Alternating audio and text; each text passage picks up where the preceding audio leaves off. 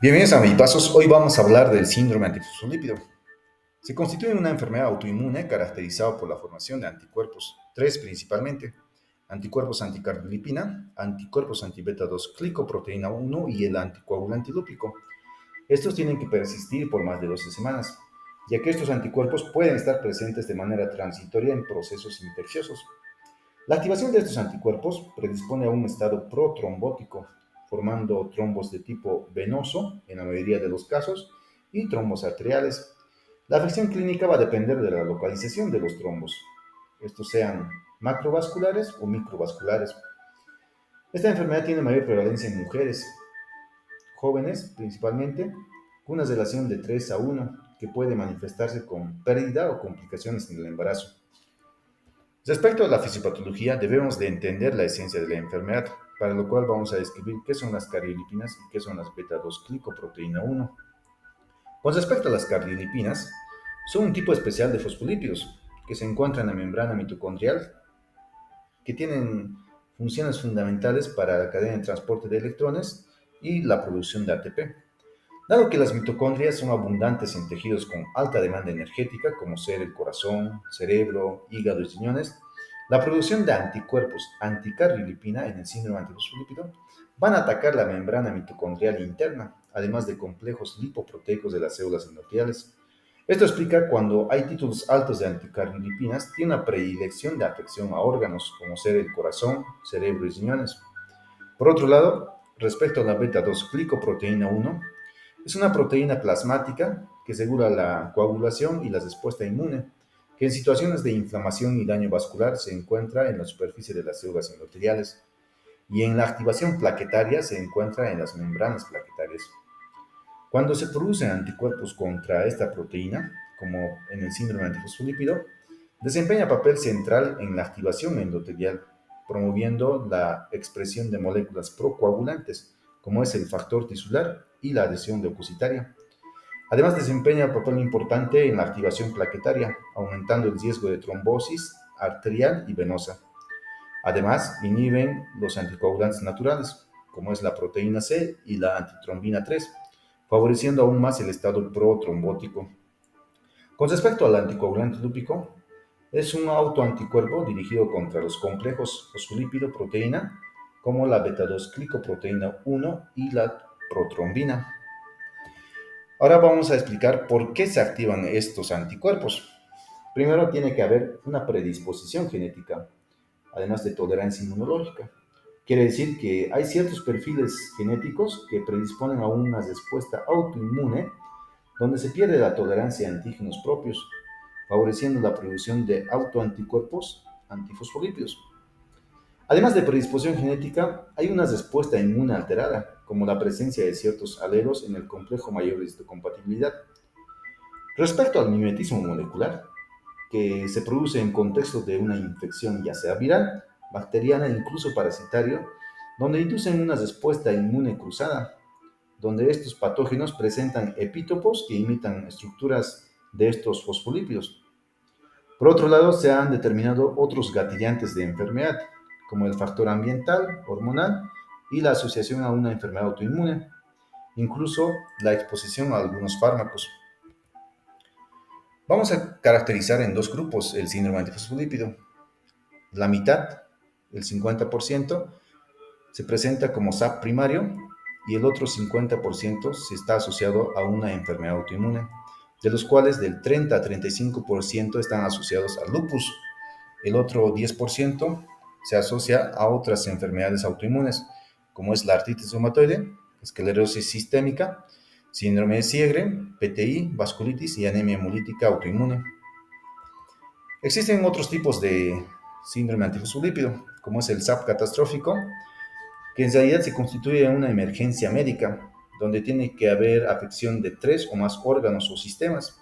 El desarrollo de estas manifestaciones clínicas tiene que ser de forma simultánea en menos de una semana, con títulos altos de antifosfolípidos. La evidencia histopatológica de la oclusión vascular constituye un criterio para SAP catastrófico. Con respecto a la clínica, habíamos dicho que las trombosis venosas son más comunes que las trombosis arteriales, de tal manera que la TBP constituye el 32%, seguida de accidente cerebrovascular en un 13%, tromboflebitis superficial en un 9%, la embolia pulmonar 9%, ataque isquémico transitorio en un 7%. Con respecto a la afección neurológica, un ictus trombótico en un paciente joven sin factores de riesgo evidentes es un escenario clásico para sospechar síndrome antifosfolípido. Esto puede ser de trombosis in situ o deberse a una embolia derivada de una valvulopatía. Si es que se confirma este evento isquémico cerebral, otras sintomatologías se traducen en convulsiones en la minoría de los casos o demencias por infartos múltiples. Se han documentado pocos casos de ceguera secundaria, además de sordera súbita. Con respecto a la afección pulmonar, resulta de la tromboembolia de la arteria pulmonar, secundariamente manifestándose con hipertensión pulmonar secundaria, además de hemorragia pulmonar difusa resultante de capilaritis pulmonar. Con respecto a la afección renal, si bien es poco frecuente, puede llegar a afectar con una insuficiencia renal aguda o crónica, secundaria a microangiopatía, esto presentarse sintomatológicamente con hipertensión o proteinuria.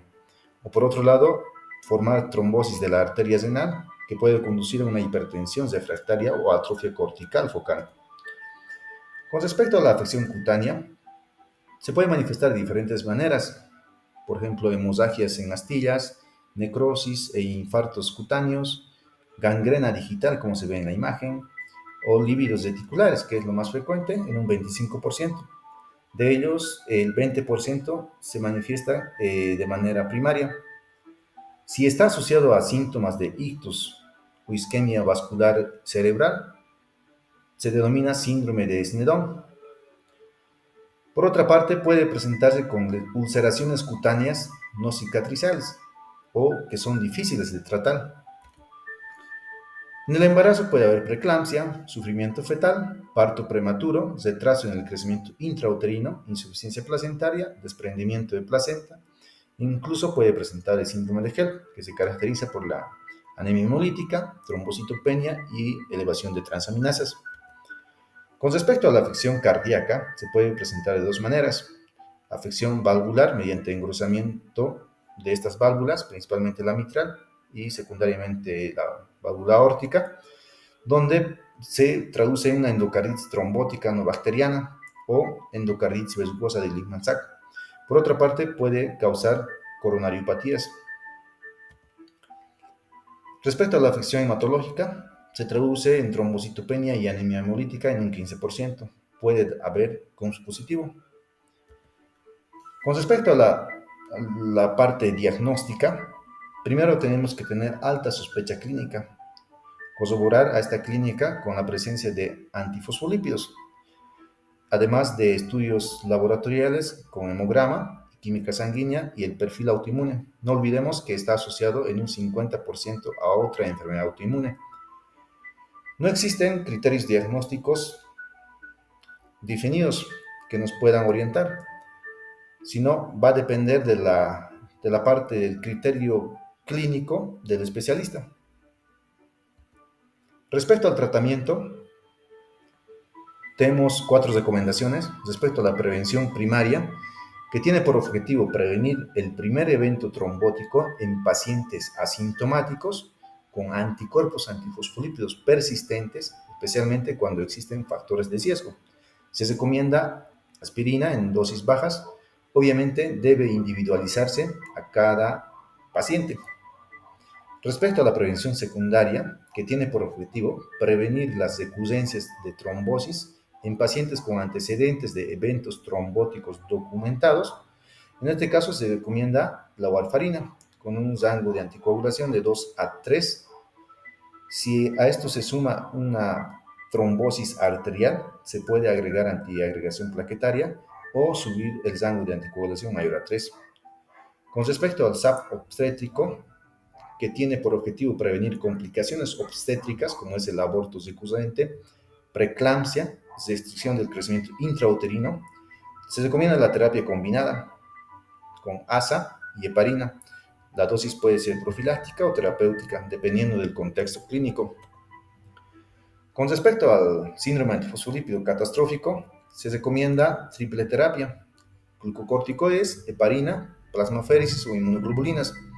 Obviamente, es importante primero resolver el factor desencadenante. Pueden ser infecciones, gangrena o malignidad. Si esto se torna refractario, se puede considerar el uso de anti-CD20, que es el rituximab, o la depresión de complementos con eculizumab. Esto sería todo. Nos vemos en otro video.